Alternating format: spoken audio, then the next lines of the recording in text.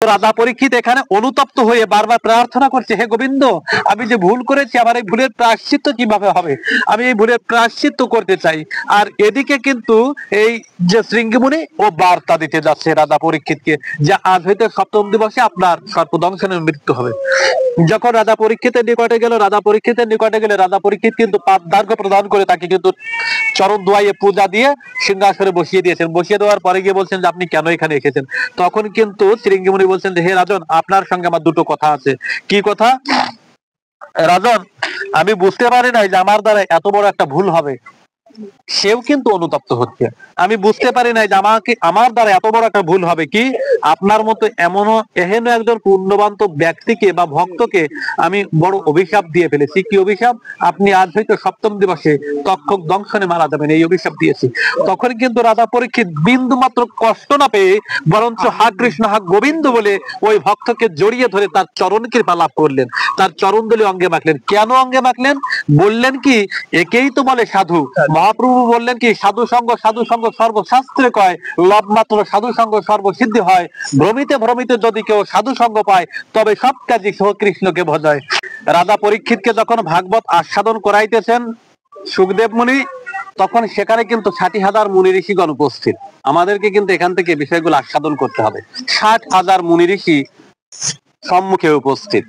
আর রাজা পরীক্ষিত একজন ভৃত্যের মতো, দাসের মতো করজোড়ে তার বাম পাশে বসে আছে, আর ব্যাসাসনে শ্রীল সুখদেব মহাশয়কে বসিয়ে রেখেছেন। করজোড়ে প্রার্থনা করে ভাগবত আস্বাদন করছেন রাজা পরীক্ষিত। তো এই যে পরীক্ষিত ভাগবত আস্বাদন করছেন, প্রথম 5টা দিন তিনি শুধু যোগকথা পরিবেশন করে যাচ্ছেন, অর্থাৎ সুখদেব মুনি শুধু যোগকথা পরিবেশন করে যাচ্ছেন। এই যোগকথাগুলো কোথা থেকে এলো, আমাদেরকে একটুখানি এ বিষয়ে আলোচনা করি। আজকে একটু ভালো পবিত্র দিন, ভালো করে মনে মনে চিন্তা করে দেখুন তো আজকের দিনটা কিসের দিন। আজকে হচ্ছে শিব চতুর্দশীর দিন, তাই তো? শিব চতুর্দশী এই দিনটা কিন্তু মহা পুণ্যবন্ত একটি দিন। এই দিনটি কিন্তু সাধারণ ভাবে গ্রহণ করলে হবে না। এই দিনটাতে শুধুমাত্র মা জননী যারা বা যারা অবিবাহিত নারী তারাই যে গ্রহণ করবে তা কিন্তু নয়, প্রত্যেকটি মানুষের জীবনে কিন্তু এই দিনটি সমানভাবে যেন সমাদৃত হয়ে থাকে। এই দিনটি কি শুধু এই মায়েদের জন্য? আচ্ছা বলুন তো বাবা, যদি শুধু তারাই যদি প্রকৃতি হয়, আমি কি পুরুষ হয়ে গেলাম? আমি বললাম যে আমি পুরুষ, তারা হচ্ছে প্রকৃতি, আসলেই কি আমি পুরুষ? আবার কথাটি একটু আলাদা দিকে চলে যাচ্ছে, যদি আলাদা দিকে চলে যায় তবুও যতটুকু সময় আমার আছে গীতা পাঠে প্রবেশ করতে পারি বা না পারি, তার প্রারব্ধ কিছু কথা থাকে, সে কথাগুলো আমরা আলোচনায় নিয়ে আসি। এগুলো জ্ঞান গর্বের কথা, যদিও আপনারা জানেন, তথাপিও আজকে অবাদনের বদন থেকে একটু শ্রবণ করুন। এই যে সুখদেব মুনি, যিনি এত অসাধারণ ভাবে ভাগবত আস্বাদন করেছিলেন মায়ের গর্ভে থেকে, আসলে কি মায়ের গর্ভ থেকে ভাগবত আস্বাদন করেছিলেন, না তার পূর্বেই তিনি ভাগবত আস্বাদন করেছিলেন? মায়ের গর্ভ প্রবেশের পূর্বেই তিনি কিন্তু যোগকথা ভাগবত আস্বাদন করে ফেলেছিলেন। কিভাবে? আমরা যদি সুখদেবের পূর্বলীলায় যদি যাই, দেখেন সুখদেব মুনি তার পূর্ব জন্মে সুখ পাখি ছিল, তার পূর্ব জন্মে সে একজন মানুষ ছিল। গুরুগৃহে যখন দীক্ষা শিক্ষা লাভের আশায় গুরুগৃহে তিনি লালিত পালিত হচ্ছেন, গুরুগৃহে অবস্থান করছেন। গুরুদেব তার এই শিষ্যকে, তখনও তার নাম সুখই ছিল, এই শিষ্য সুখকে বললেন কি যে সুখ, আমি কয়েকটা দিনের জন্য আমি একটু আশ্রমের বাইরে যাচ্ছি, আমার এই আশ্রমটি তুমি দেখাশোনা করো। আমি অনুরোধ করব প্রত্যেকটি ভক্তকেই এই কথাগুলো একটুখানি ভালো মতো আস্বাদন করবার জন্য। তবে এখানে একটি ছোট্ট কথা আছে, যে কথাটা শুনতে খুব খারাপ শোনা যাবে, কিন্তু তার ভাব মাধুর্যটা অনেক বেশি। যদিও খারাপ শোনা যায় তবুও সে কথাটা সেভাবেই বলবো। যদিও মানে যেহেতু ভাগবত পাঠ করছি বা গীতা পাঠ করছি, ব্যাখ্যাখানে বসে আছি, একেবারে খারাপ শোনা যাবে না, আমি বলছি। তো এখন এই যে গুরুদেব বললেন যে হে সুখ, আমি কয়েকটা দিনের জন্য আমি আমার আশ্রম থেকে বাইরে যাচ্ছি, তুমি আমার এই আশ্রমের দেখাশোনা করো।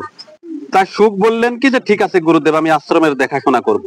কিন্তু ওই যে সুখ ছিল, সুখের এতটা রূপ যৌবন ছিল যে তার ওই রূপ যৌবন দেখে তার গুরু মাতা তার প্রতি লোভিত হয়ে পড়েছিল, লোভী হয়ে পড়েছিল। কথাগুলো দেখেন, গুরুমা শিষ্যের প্রতি লোভযুক্ত হয়ে পড়লো, কত বড় একটি খারাপ কথা।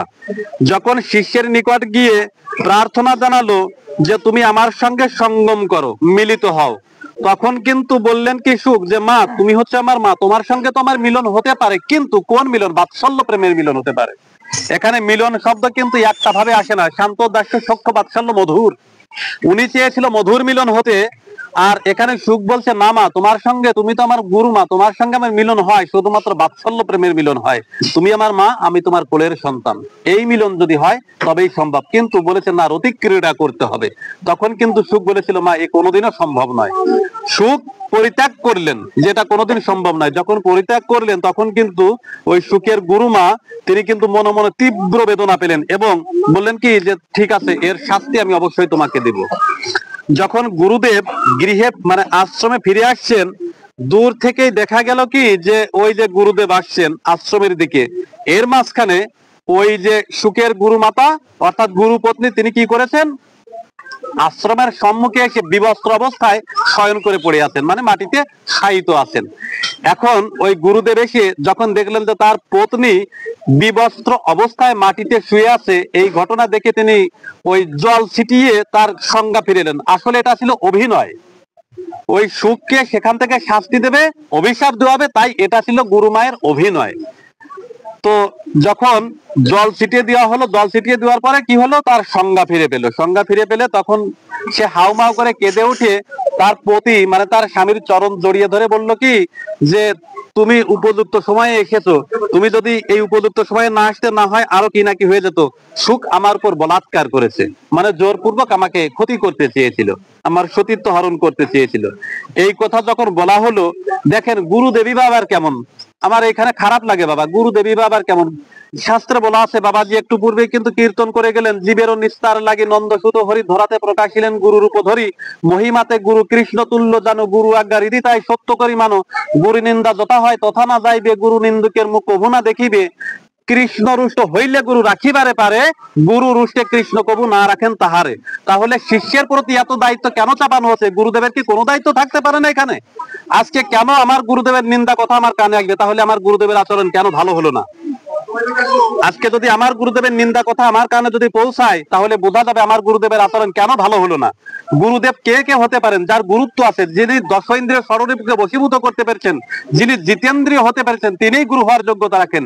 এই জগতে গুরু হওয়ার যোগ্যতা তো সকলেই রাখতে পারেন না।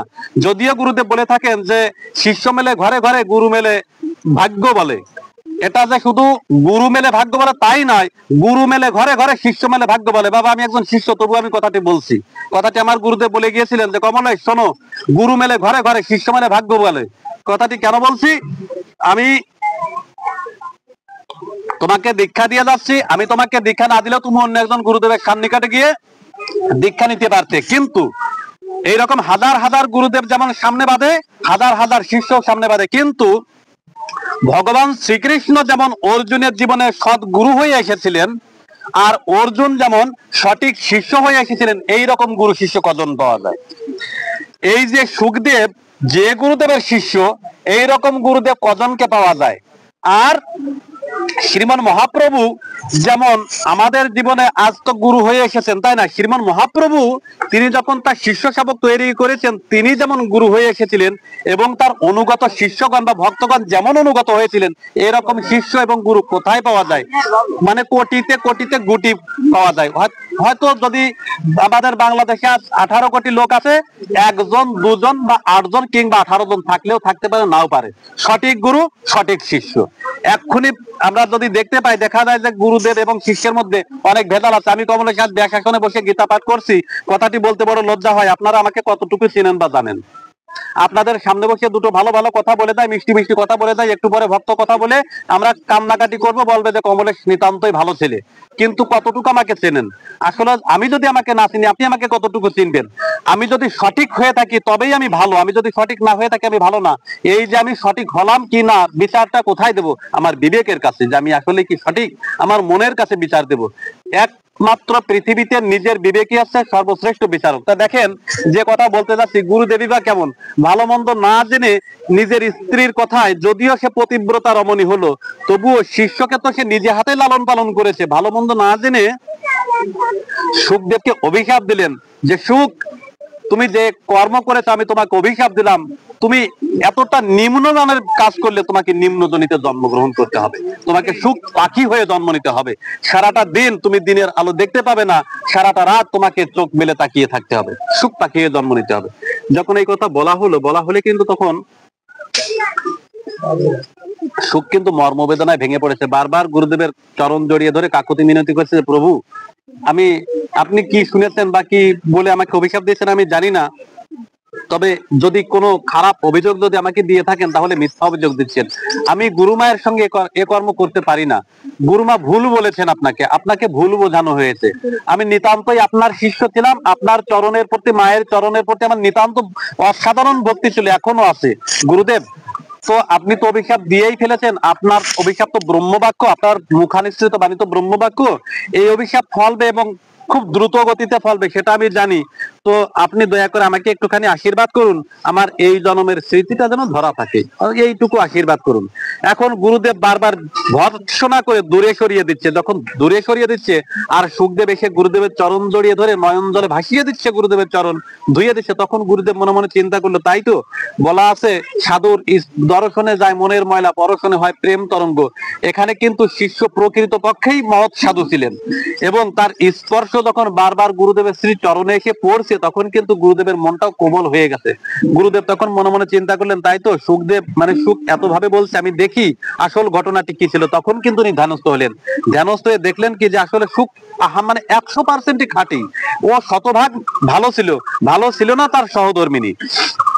তাই তিনি কি করলেন, তার সহধর্মিনীকে সারা জীবনকের জন্য তিরস্কার করলেন, যে আমার এহেনরূপ একজন শিষ্য যে কিনা আমার একটি কথাতে বিশ্বাস করে সে তোমাকে দেখাশোনা করছে, আশ্রমের দেখাশোনা করছে, নিজের ছেলেও যা করে না এ তাই করছে, তারপরেও তুমি এর সঙ্গে এতটা ব্যভিচার করলে, তুমি ব্যভিচারিণী হয়ে জন্ম নাও।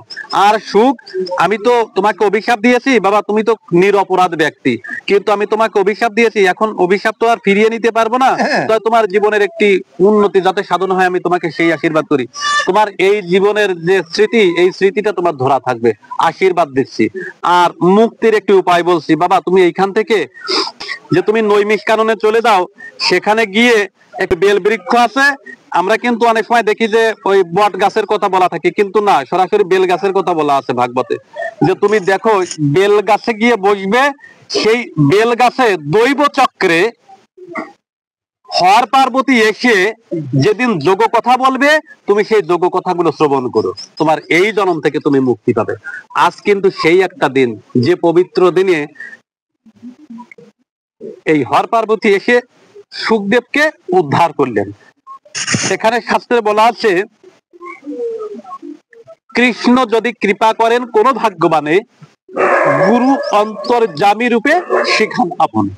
দেখেন, এই যে সুখ, তাকে কিন্তু বেশি দিন কষ্ট করতে হয় নাই। সে যেহেতু কৃষ্ণ ভক্ত ছিল, অসাধারণ একজন ভক্ত ছিল, তাই গোবিন্দের ইশারাতে স্বয়ং শিব ঠাকুর মা পার্বতীকে সঙ্গে নিয়ে এই চতুর্দশী দিনে, এই চতুর্দশী রাত্রিতে তারা এসে ওই বেলগাছের নিচে বসে যোগ কথা বলতে লাগলেন। যোগ কথা কিভাবে বললেন, মা এসেছে, দেখেন এই চতুর্দশী রাতটা কিন্তু ঘন অন্ধকারাচ্ছন্ন রাত, আর বেল গাছের উপরে সুখ পাখি বসে আছে। যখন দেখতে পেলেন যে দিব্য আলোয় পরিস্ফুটিত হয়ে সমস্ত অন্ধকার দূরীভূত হয়ে গেছে, তখন ওই সুখ উপর থেকে বুঝতে পারলেন যে স্বয়ং শিব পার্বতী এখানে এসে উপস্থিত হয়েছেন, স্বয়ং সে মা দুর্গা এসেছেন, আমার প্রভু এসেছেন। তো আজ হয়তো আমার সেই অভিশাপ থেকে আমাকে মুক্তি লাভ করতেই তারা এসেছেন। তো উনি চুপ করে বসে আছেন, আর এদিকে মা পার্বতী শিব ঠাকুরকে নিবেদন জানাচ্ছেন যে প্রভু, এমন কিছু কথা আছে যে কথাগুলো ব্রহ্মা বিষ্ণু মহেশ কেউ, ব্রহ্মা বিষ্ণু নারায়ণ কেউ জানে না, সেই কথাগুলো তুমি তো জানো, কারণ তুমি হচ্ছে স্বয়ং যোগেশ্বর। ভগবান শ্রীকৃষ্ণ যখন বিশ্বরূপ দেখালেন তখন কিন্তু তাকে যোগেশ্বর এবং যজ্ঞেশ্বর বলা হয়ে থাকে, আর সেই শ্রীকৃষ্ণের বদন থেকে কিন্তু স্ফুরিত হয়েছে শিবই হচ্ছেন যোগেশ্বর, তিনি হচ্ছেন মহাযোগী, তাই তাকে যোগেশ্বর বলা হয়ে থাকে। তো বললেন কি যে তুমি তো স্বয়ং বৈষ্ণব, অর্থাৎ বিষ্ণু এবং বৈষ্ণব অভেদ, কৃষ্ণ যে কথা জানে না সে কথা তুমি জানো। কৃষ্ণ কিন্তু ভজন কথা আমার ওই শিব ঠাকুরের থেকে বেশি কিন্তু জানেন না। আমার ব্রজ দেবীগণ যে ভজন কথা জানতেন সেই কথা কিন্তু কৃষ্ণ জানতেন না। কৃষ্ণ যতই আপনি বলেন যে কৃষ্ণ সর্বেশ্বর্বা, কৃষ্ণ সর্বজান্তা, সবকিছু আমিও স্বীকার করি, কিন্তু ভালোবাসার যে ভাব মাধুর্য কতখানি, কৃষ্ণ যতক্ষণ কৃষ্ণ সামনে দাঁড়িয়ে থাকবে ততক্ষণ কিছুই বুঝতে পারবে না। বুঝতে গেলে তাকে অবশ্যই ভক্ত সামনে, ভক্ত এসে জন্মগ্রহণ করে তবে আস্বাদন করতে হবে। এজন্য কিন্তু শাস্ত্রে বলা আছে, কৃষ্ণ সামনে নহে কবু রসাস্বাদন, ভক্ত ভাবে করেন তাহার নির্যাস চর্বণ। যদি মহাপ্রভু হয়ে তিনি পৃথিবীতে না আসতেন, কৃষ্ণ সামনে কোনোদিন এই লীলা কি বস্তু ছিল আস্বাদন করতে পারতেন না। তো এই জন্য বলা হচ্ছে, শিব এই জগতত্ত্ব সম্পর্কে যা জানেন, আমার গোবিন্দও ততখানি জানতেন না। হয়তো বা জানতেন, যেটা আমার হয়তো জানা নেই, তবে আমার মনে হয় কি জানতেন না। তো এখন মা পার্বতী বললেন কি, যে প্রভু তুমি দয়া করে আজ এই নিশীতে আমার নিকট সেই যোগ্য কথাগুলো একটুখানি ব্যক্ত করো, যে যোগ্য কথা আজ অব্দি অবিদিত অবস্থায় রয়েছে, যে যোগ্য কথা শ্রবণ করলে যক্ষরক্ষ, কিন্নর, গন্ধর্ব, পক্ষীকুল, মানবকুল সমস্ত কুল উদ্ধার প্রাপ্ত হয়, সেই যোগ্য কথা দয়া করে আমার নিকট ব্যক্ত করো। এই যে যোগ্য কথা ব্যক্ত করবার কথা মা পার্বতী বললেন, তখন কিন্তু শিব বলেছিলেন যে পার্বতী, আমি যোগ্য কথা তোমার নিকট ব্যক্ত করব, কিন্তু একটি শর্তে। কি? প্রত্যেকটি বাক্যের শেষে তোমাকে একবার করে সাই দিতে হবে। যদি তুমি সাই দিতে পারো তবে আমি বলতে পারি। বলে হ্যাঁ আমি দিতে পারবো। সাই মানে কি? আমি একটা কথা বললাম, কথা বলা শেষ হলো, মা বললো এরকম। যদি এভাবে সাই দিতে পারো আমি তোমার নিকট বলতে পারি, হ্যাঁ ঠিক আছে তুমি বলো, আমি সাই দেব। তারপরে বললেন কি, যে শোনো পার্বতী, এই যোগ্য কথা শ্রবণ করতে করতে কিন্তু তন্দ্রা এসে যায়, তন্দ্রাচ্ছন্ন যদি তুমি হয়ে পড়ো, যোগ্য কথা কিন্তু ওখানে স্তব্ধ হয়ে যাবে, আর পুনরায় বলা সম্ভব হবে না। যোগ্য কথা বললে কিন্তু ঘুম এসে যায়। দেখবেন মানুষ যখন বয়স প্রাপ্ত হয়, বার্ধক্য যখন নেমে আসে, আমাদের কিন্তু ঘুমটা কম হয়। মেডিকেল সায়েন্স যে ওষুধ দিতে পারে না, ভগবান শ্রীকৃষ্ণ কিন্তু সেই ওষুধ দিয়ে রেখেছেন আমাদের নিকট। আপনার যদি অনিদ্রা অবস্থায় দীর্ঘদিন আপনি কাটাচ্ছেন, ঘুম আসছে না, আপনি একবার খালি গীতা পাঠ শ্রবণ করবেন, 5 মিনিট আপনি শ্রবণ করেন, এমনি আপনার সুখে নিদ্রা যাবে। ঘটনা আমি নিজে তার বাস্তবদর্শী। যেদিন আমার ঘুম হয় না, তখন বড় বড় মহারাজ যারা আছেন তাদের গীতা পাঠ আমি ওই মোবাইলটা পাশে রেখে শুয়ে থাকি সর্বোচ্চ 5 মিনিট, তারপরে আমার ঘুম এসে যায়। মানে গীতা পাঠ এমনই একটা বস্তু, যোগ্য কথা এমন বস্তু যে মানুষের ব্রেনে যদি ধরতে না পারে ঘুম এসে যায়। তো মা পার্বতীকে বলেছিলেন যে এই যোগ্য কথা শ্রবণ করলে কিন্তু তন্দ্রাচ্ছন্ন হতে হয়, মানুষ মোহিত হয়ে যায়। তো তুমিও যদি মানুষের মতো আচরণ করে মোহিত হয়ে পড়ো, তাহলে কিন্তু ওখানে এই যোগ্য কথা বলা সমাপ্ত হবে, আর পুনরায় বলা যাবে না। তা বলো ঠিক আছে, আমি তন্দ্রা যাব না, মানে ঘুমিয়ে ঘুমিয়ে পড়বো না। ঠিক আছে তাহলে বলছি, তুমি শ্রবণ করো। এইবার শিব যোগ্য কথা বলতে লাগলেন। প্রত্যেকটি বাক্যের পরে মা সাই দিতে লাগলেন, বলে সাই দিতে লাগলেন। কিছু সময় শোনবার পরে গিয়ে মা ঘুমিয়ে পড়লেন। ঘুমিয়ে পড়বার পরে গিয়ে এখন মা কিন্তু আর সাই দিচ্ছেন না। শিব ঠাকুর কিন্তু বলেই যাচ্ছেন, তখন গাছের ডালে বসে থাকা সুখ মনে মনে চিন্তা করলো, তাই তো মা তো এখন ঘুমিয়ে পড়েছে, যদি এখন কেউ সাই যদি না দেয়, তাহলে তো বাবা তো আর যোগ্য কথা বলবে না, আমার তো আর যোগ্য কথা শোনা হবে না। তখন তিনি কি করলেন, প্রভুর নিকট ক্ষমা চেয়ে, মনে মনে প্রভুর নিকট ক্ষমা চেয়ে বললেন কি, যে প্রভু হয়তো আমার ভুল হতে পারে, কিন্তু এছাড়া তো আর আমার উদ্ধারের কোনো উপায় নাই, যোগ্য কথা তোমাকে শুনতেই হবে। আজ নিজ গুণে কৃপা করে এই অধমকে উদ্ধারের জন্য তুমি এখানে এসেছো, তাই এই সুযোগ আমি কখনো হাতছাড়া করতে পারি না। ওই সুখ কি করেছে, গাছের ডালে বসে থেকে প্রত্যেকটা বাক্যের পরে সে একবার করে হু হু বলে সংকেত দিয়েছে। পরবর্তীতে যখন উষা লগ্নে, উষা মানে ব্রাহ্ম মুহূর্তে যখন এই সূর্যোদয় হতে যাবে, যখন তারা এখন এই বন ছেড়ে চলে যাবে আবার কৈলাসে, তখন কিন্তু শিব ঠাকুর যখন বলছে যে পার্বতী তুমি কি আমার সমস্ত কথা মন দিয়ে শ্রবণ করেছো, তো তখনও কিন্তু সুখ পাখি বলেছে আসলে পার্বতী ওই শিবের কোলের উপরই ঘুমিয়ে পড়েছে। শিব কিন্তু বলতে বলতে এই দিক খেয়াল নেই যে পার্বতী তার কোলের উপর শুয়ে ঘুমিয়ে পড়েছে, তার কিন্তু খেয়াল নেই, সে কিন্তু বলে যাচ্ছে। যোগ্য কথা এমনই কথা, পাশে কি হচ্ছে কি না হচ্ছে কোনো খেয়াল থাকে না, বলতে বলতে মানে অচৈতন্য অবস্থায় এসে যায়, বলতেই থাকে শুধু। তো শিব ঠাকুর যখন দেখলেন যে পার্বতী ঘুমিয়ে পড়েছে, আবার এদিকে ওই ব্রাহ্ম মুহূর্তে কিন্তু পার্বতীর ঘুম ভেঙে শিব ঠাকুরকে জিজ্ঞাসা করলেন যে প্রভু এরপরে কি, যখন জিজ্ঞাসা করলেন যে প্রভু এরপরে কি, তখন বললেন যে কি বলো পার্বতী, তুমি আমার যোগ্য কথা মন দিয়ে শোনো নাই? তা বলছে প্রভু আমি তো শুধু এতটুকু শ্রবণ করেছি, বাকি কথা তো শ্রবণ করি নাই। তা বললো তাহলে আমার এই যে সারাটা নিশি আমার এই যোগ্য কথা কে শ্রবণ করলো, আর কে আমাকে বারবার সংকেত দিল হু হু করে, আমি তো বুঝতে পারলাম না। গাছের ডালের দিকে তাকিয়ে দেখে শুক পাখি বসে আছে, তখন বললো একটা পাখি আমার এই যোগ্য কথা শ্রবণ করেছে, তো ত্রিশূলকে আজ্ঞা দিলেন যে তুমি এক্ষুনি এই পাখিকে বধ করো, ওই শুক পাখিকে বধ করো। দেখেন, যোগ্য কথা শ্রবণ করলে মানুষ অমরত্ব লাভ করে, শুধু দেবতাই নয় মানুষ অমরত্ব লাভ করে। একটি শুক পাখি শ্রবণ করেছে, শিব ঠাকুর ত্রিশূলকে আদেশ করলেন ওই শুক পাখিকে এক্ষুনি বধ করতে হবে। এখন শুক পাখিকে যখন বধ করবার জন্য ত্রিশূল উড়ে চলে যাচ্ছে, শুক পাখি মনে মনে চিন্তা করলো তাই তো, আমি তো যোগ্য কথা শ্রবণ করলাম, তা শুনেছি যোগ্য কথা শ্রবণ করলে নাকি অমরত্ব লাভ করা যায়, তো যদি ত্রিশূলের আঘাতে আমার এই জন্ম থেকে মুক্তি হয় হোক, ক্ষতি নেই, কিন্তু আমার এই যোগ্য কথা যেন আমার স্মৃতিতে ধরা থাকে। তবু আত্মভয়ে তিনি পলায়ন করতে লাগলেন। পলায়ন করতে করতে ব্যাসদেবের স্ত্রী তখন ছিল ঋতুবতী, তখন সূক্ষ্মরূপে ব্যাসদেবের স্ত্রীর গর্ভে প্রবেশ করে। ওই সূক্ষ্ম রূপে ব্যাসদেবের স্ত্রীর গর্ভে প্রবেশ করে। এদিকে ত্রিশূলও কিন্তু তখন কিন্তু ত্রিশূলের তিনটি ফলাই অবস্থায় ছিল, এরকম ঘোরানো অবস্থায় ছিল না। ত্রিশূলও কিন্তু সূক্ষ্ম বেশ ধারণ করে ওই ব্যাসদেবের স্ত্রীর গর্ভে প্রবেশ করলো। প্রবেশ করবার পরে গিয়ে দেখে কি সুখদেব স্বয়ং দেবাদিদেব মহাদেবের কোলে শুয়ে আছে। স্বয়ং মহাদেব এই সুখদেবকে কোলে করে শুয়ে রেখেছে। যখন শুয়ে রেখেছে তখন ত্রিশূল মাতৃগর্ভে প্রবেশ করে এই শিব ঠাকুরকে দেখে বললেন যে প্রভু তুমি আমাকে আদেশ করলে এই সুখকে বধ করবার জন্য, বা তুমি তাকে কৃপা করছো, তুমি তাকে রক্ষা করছো, তা তুমি স্বয়ং মৃত্যুঞ্জয়, তুমি যদি কাউকে রক্ষা করো তাহলে তাকে তো বধ করবার সামর্থ্য কারো থাকে না। এখন তুমি বলো আমি কিভাবে তোমার আজ্ঞা পালন করব।